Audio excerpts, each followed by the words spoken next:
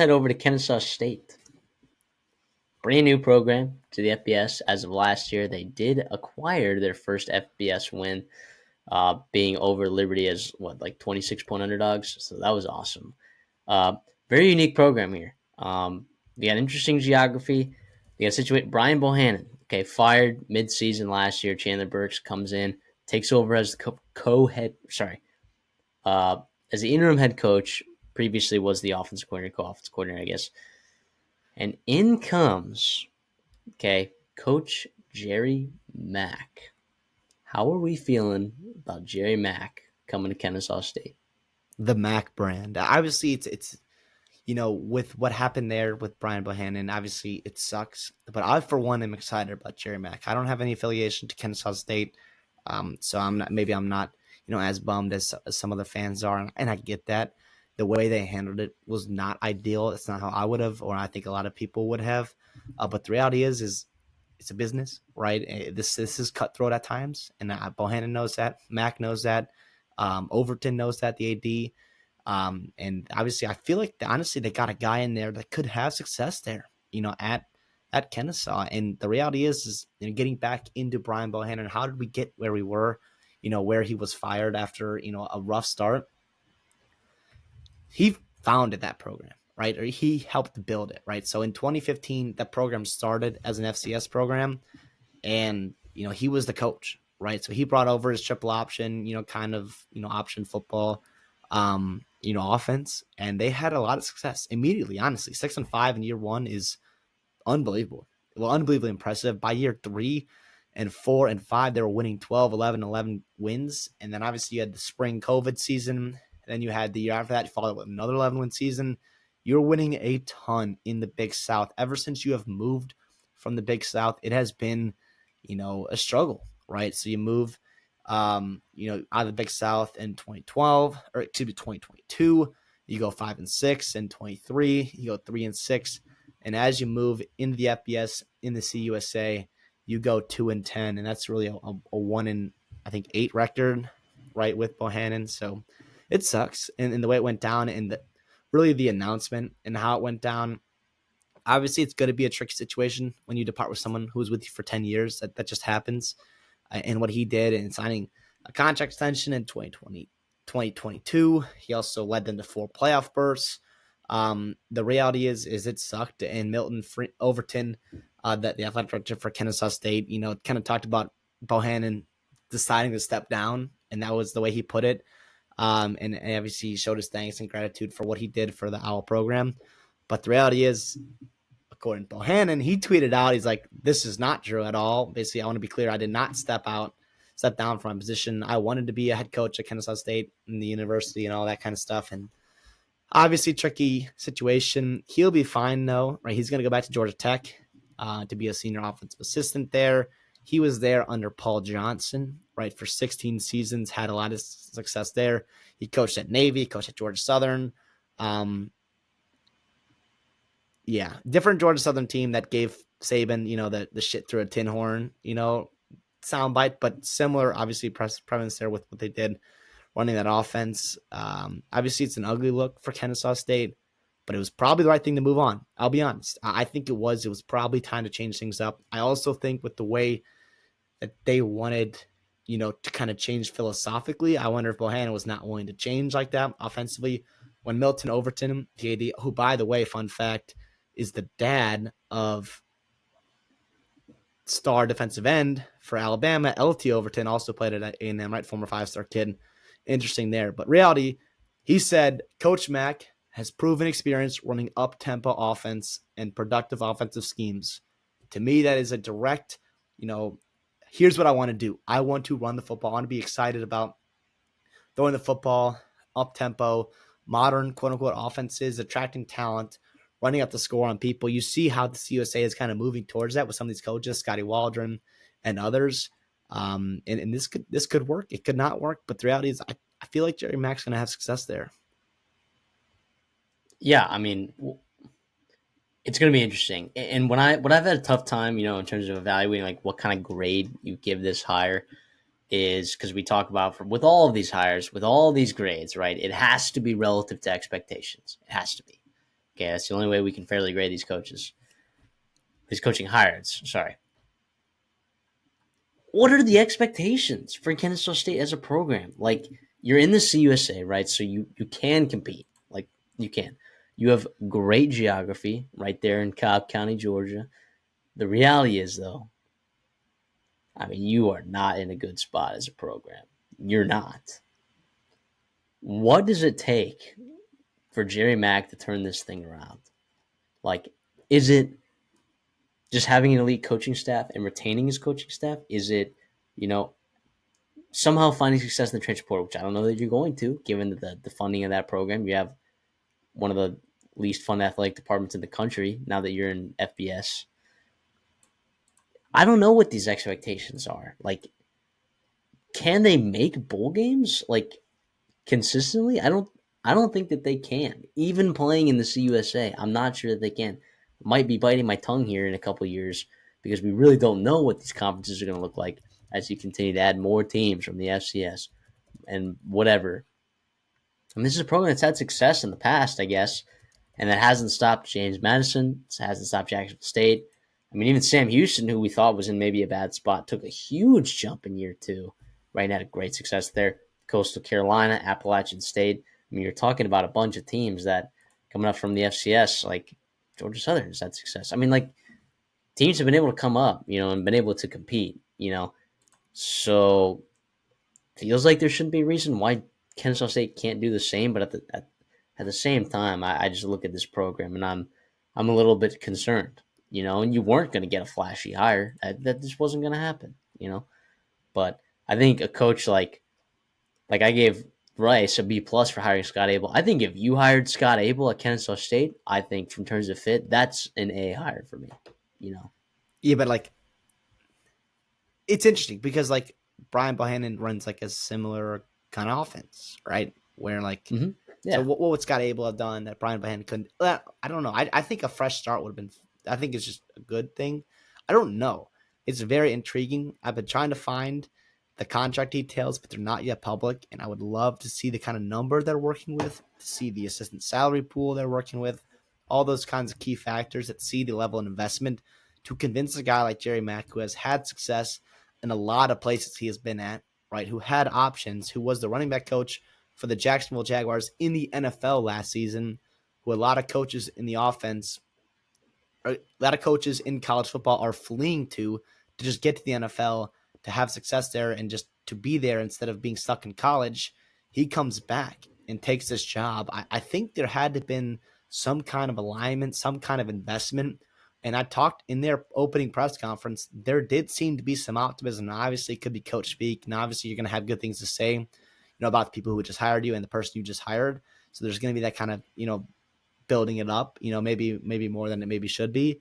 But it seemed like they were optimistic. Jerry Mack is. It made me optimistic in what they can do potentially, at Kennesaw and compete for bowl games. Honestly, I think the expectation for them right now should be competing for bowl games. And if you make one, every other year, whatever it may be, that's awesome. And to me, that would be meeting expectations because right now, first of all, you're in a wide open conference, right? We just saw how crazy it was. You've seen people come from the FCS, Sam Houston State, right? Year two, Jacksonville State, year one.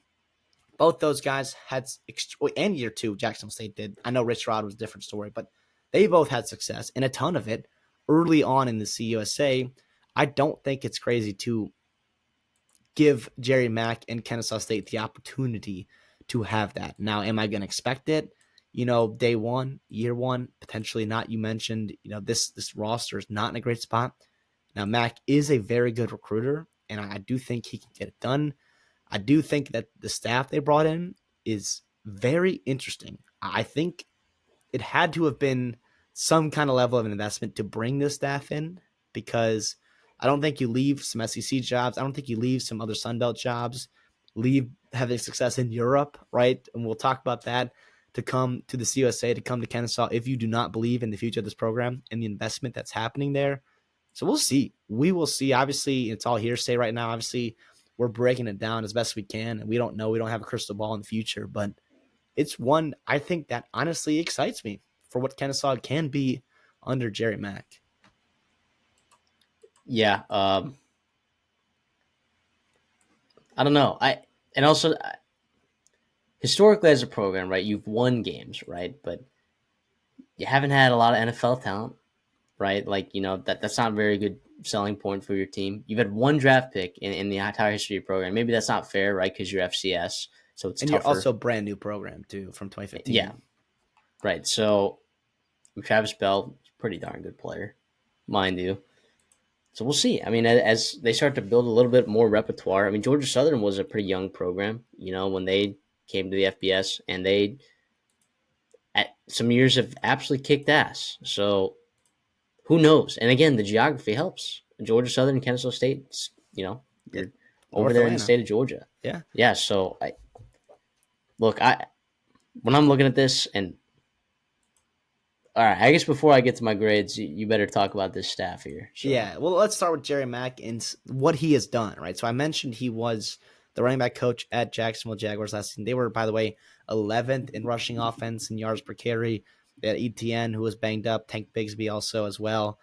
A couple of SEC guys there that had success for them this season.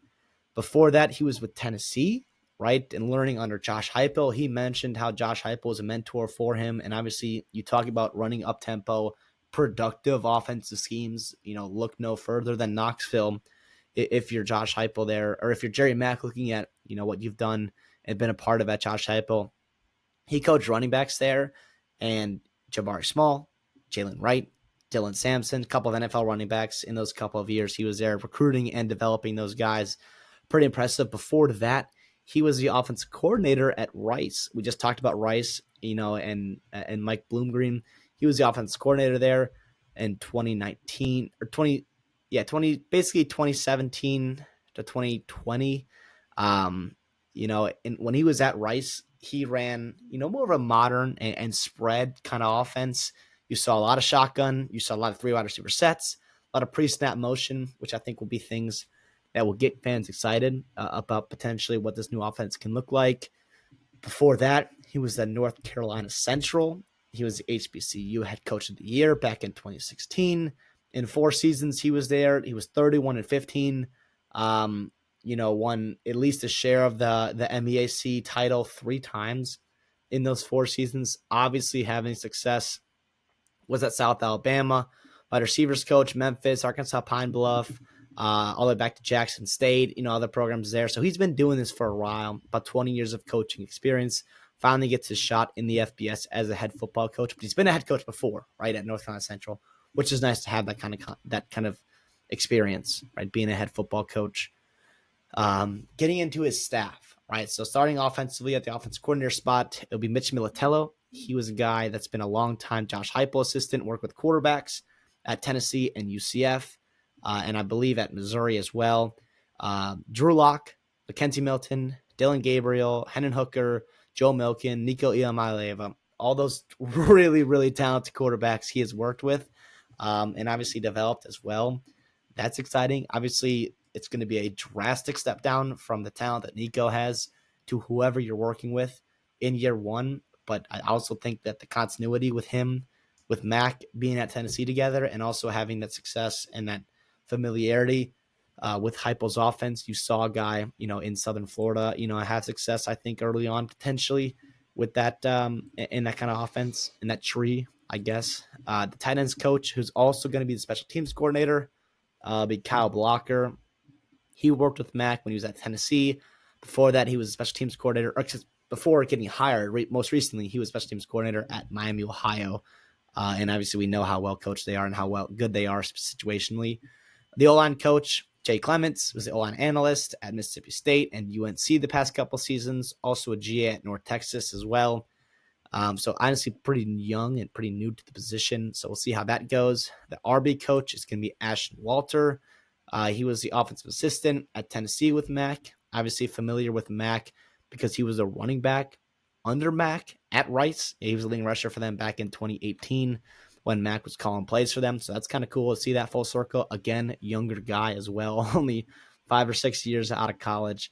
And the wide receiver coach, this one is exciting, right? Because you're going to be bringing this new style of offense to Kennesaw. And so the wide receiver coach is going to be David Whitlow.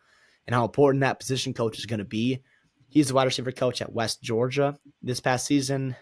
They had a heck of a season offensively, set a ton of records, and they also are a program that I think just moved up to FCS. So having that familiarity with like being a new kid on the block, with Kennesaw moving up to FBS is kind of fun. They averaged 31 points per game.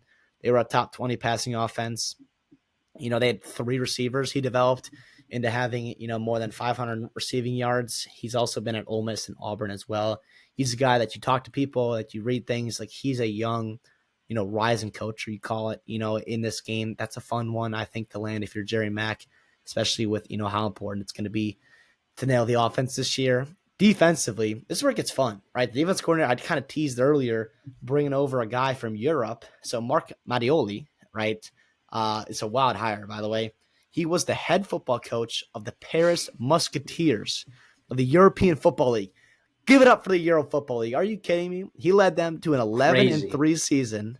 He was also the Parm Panthers head coach in 2021. He led them to the first Italian league title since 2013. But don't worry, he has coached in college before. He was at Vanderbilt and Stanford.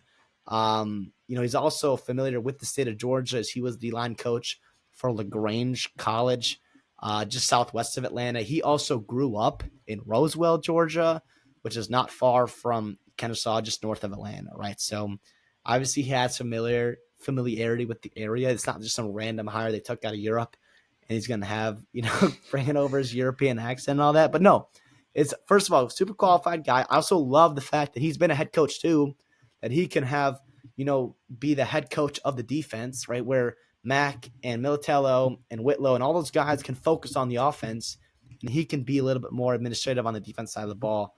Is very interesting. Taking a short breath. D-line coach is going to be Jonathan Bradley. He was just at South Alabama as the D-line coach, so obviously familiarity in that region there. They had a very good run defense this year.